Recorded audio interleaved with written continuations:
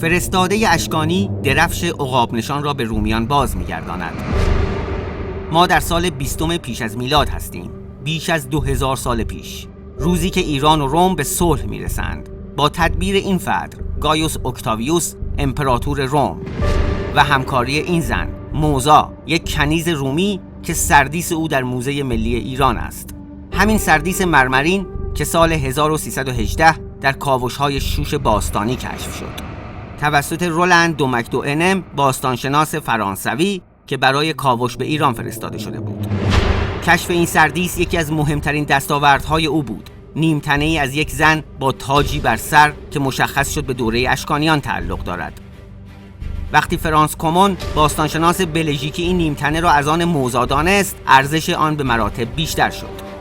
اما چرا باید از یک کنیز رومی در ایران مجسمه‌ای چنین باشکوه بسازند؟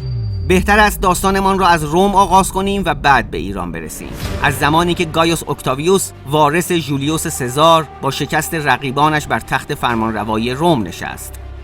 او توانسته بود همه دشمنان را از سر راه بردارد جز یکی، ایران.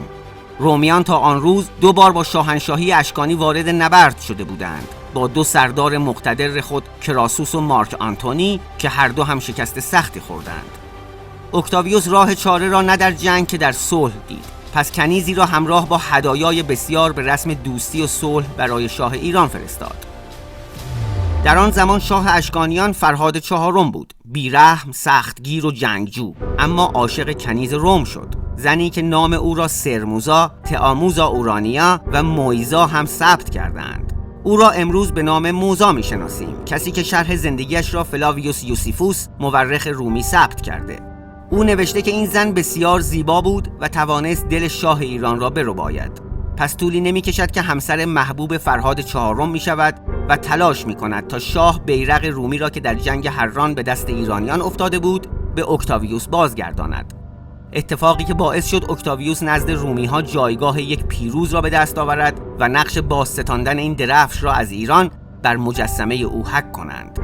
موزا از این معامله چه به دست آورد؟ میزان تسلطش بر شاه ایران را فهمید.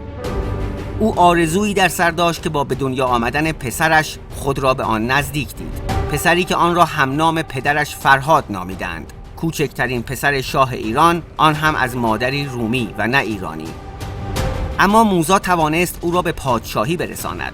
وقتی شاه ایران را واداشت تا دیگر پسران خود را به روم و نزد اکتاویوس بفرستد تا پسر خودش تنها وارث تخت و تاج باشد.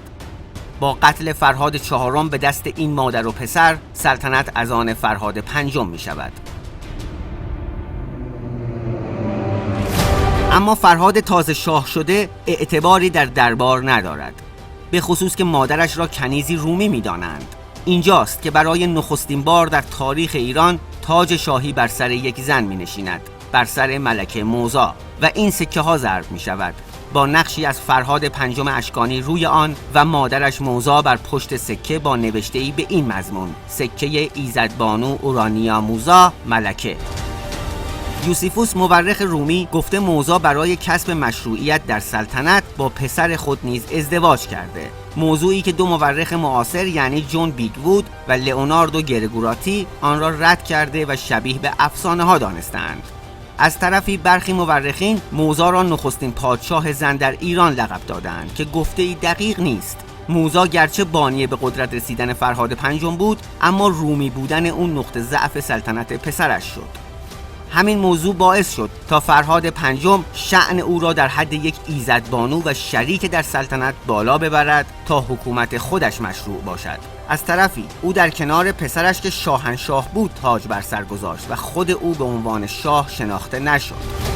با همه اینها فرهاد پنجم نتوانست برای خود مشروعیت به دست بیاورد، به خصوص که عقب نشینی او از ارمنستان و واگذاریش به روم خشم دربار را هم برانگیخت.